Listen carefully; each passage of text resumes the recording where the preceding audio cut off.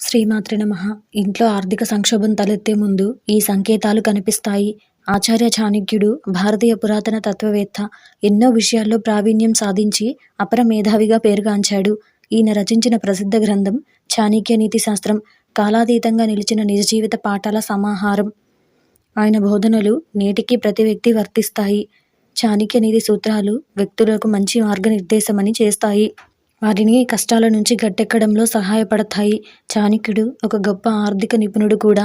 జీవితంలో ఆర్థిక సంక్షోభాలు ఎందుకు తలెత్తుతాయో చాలా రకాలుగా వివరించారు.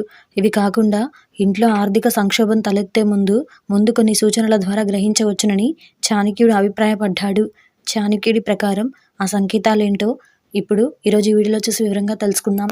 అంతకంటే ముందు ఈ వీడియో కనుక మీకు నచ్చినట్టయితే లైక్ చేయండి, షేర్ చేయండి. అలాగే మరెన్నో ఇలాంటి ఆధ్యాత్మిక విషయాల కోసం మన ఛానల్ని సబ్స్క్రైబ్ చేసుకోండి. ఇంకా విషయంలోకి వెళ్తే అందులో మొదటిది తులసి మొక్క ఎండిపోవడం.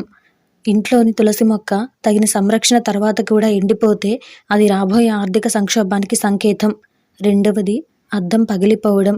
ఏ ఇంట్లో అయితే పదే పదే అద్దం పగులుతుందో అది దరిద్రాన్ని సూచిస్తుంది. రాబోయే ఆర్థిక నష్టానికి సూచన కావచ్చు. సంపద కోల్పోయి పేదవారిగా మారతారు.